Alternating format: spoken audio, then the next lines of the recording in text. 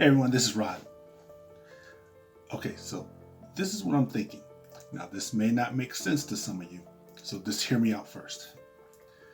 So my thoughts is, I'm just thinking, why wouldn't Mr. Trump concede with this election? You know, and why, and even more importantly, why would he, just kind of, I'm not saying he's hiding, but just not come out? Just kind of stay in the White House. Why is he doing that and just not come out? And I'll explain to you why I'm asking that in just a second.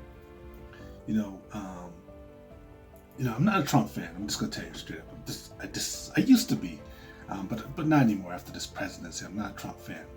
But even so, there's no denying how successful he is.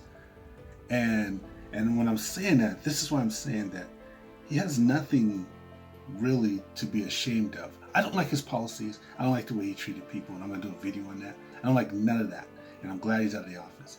But there's no reason for him, just to almost like be the poor sport about this whole thing, with this election.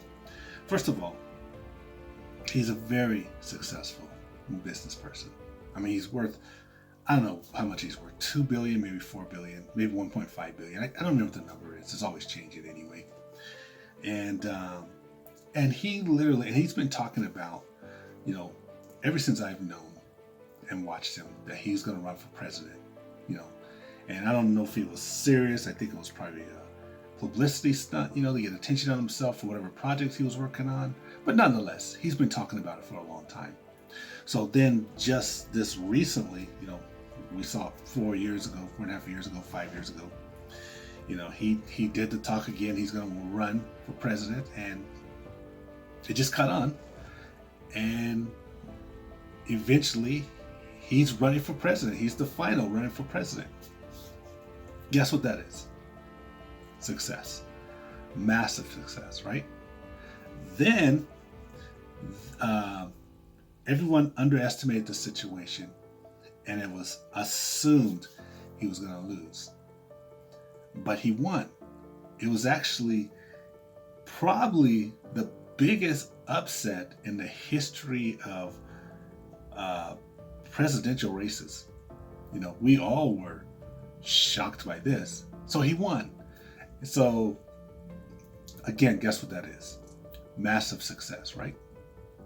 He had, at that time, 64 million votes, I believe, to help him win, even though he didn't get the most votes, more than Hillary, Miss Clinton, but he still, he got a lot of votes and run the electoral college voting, and then so he won the election. He actually became the president of the United States. Again, what is that? Just an astonishing accomplishment, right? And then so now he's the president for the next 4 years. And like I said, I'm not a big fan of his anymore. I don't agree with his politics, don't agree how he treats people, talk about people, treats his enemies, all these things, but I'll get into that in another video. But there's no denying there's success. There's success there.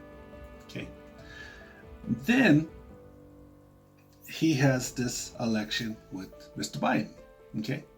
And during this election with Mr. Biden, he had 70 million votes. More than his last election. 70 million votes, Mr. Trump. But it wasn't enough in this case because Mr. Biden had more. I think Mr. Biden had 75 million or 76 million, whatever it was, and he won the electoral college votes. But still, an incredible accomplishment for Mr. Trump. I mean, he got 70 million votes. It was a tight race. Honestly, again, I'm surprised how tight this race was. Again, I'm surprised. He shocked us all. I'm surprised how tight this. I thought it was going to be a blowout. All the I can't remember what you call them, surveys that they went through were saying that it was going to be a blowout. I just felt it was. I just can't imagine in my mind, people feeling that strongly and voting for him, and I'll talk about it in another video, but they did. So anyway, massive success. He didn't win the election, but still, what an accomplishment to have. You know what I'm saying? So then here we are, two more months left in office. He's clearly lost, but he's trying to get things overturned. Nothing's working his direction, so he's upset about it. But I'm thinking, what really are you upset about? Because I know he wanted to win, I get that. But how much he accomplished, amazing. Not to mention the movement behind him. The movement he created in his among his people was amazing. I don't agree with the movement. I don't like the movement.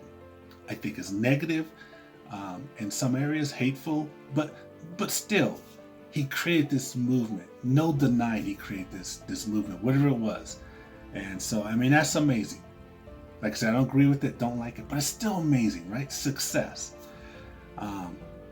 And so much so that it also created a movement in the opposite direction where even more people came to oppose this movement. And this is why one of the reasons that he lost. But still, just to create that type of movement environment, it's been a long time since somebody has done that in the presidency. You know, just to create a movement. It wasn't just about voting. This wasn't just about politics. This is about a movement on both sides, you know, and that's really because of him. You know, whether you liked him or didn't like him, it's really because of him. Again, what is that? Success, massive success. So at this point, he lost the election.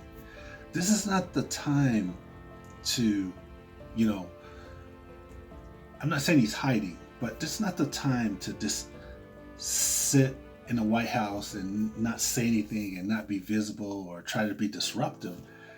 This is the time where he can even make even more history and give thanks to all the people that supported him. He has many, many, many supporters.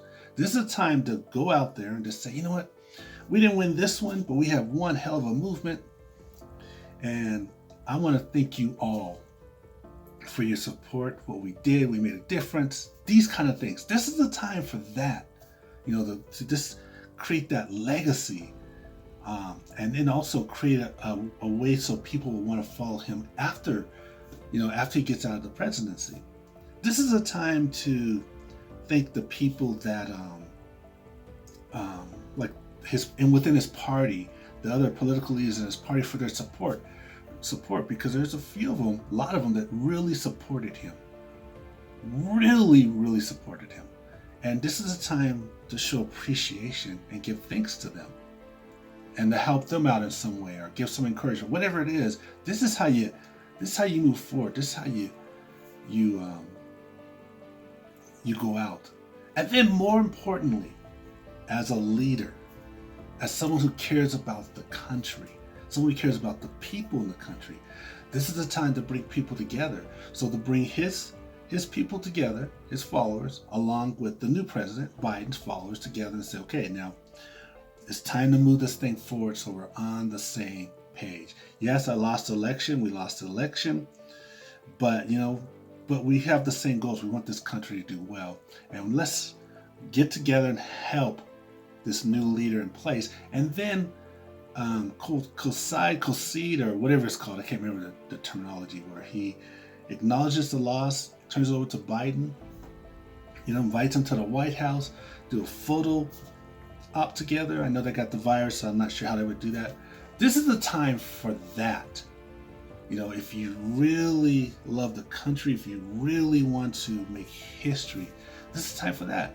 Because even though I'm not a fan of Mr. Trump, and I don't agree with the policies, as I said, I don't agree with the division that people had and those kind of things, he accomplished a lot for himself. And he has no reason to be ashamed, embarrassed, hiding, if that's what he's doing. No reason to be unhappy. All these accomplishments, you know, no reason at all. So that's my opinion. You're probably wondering where I was going with this. That's where I went with it. And peace and hope, everyone.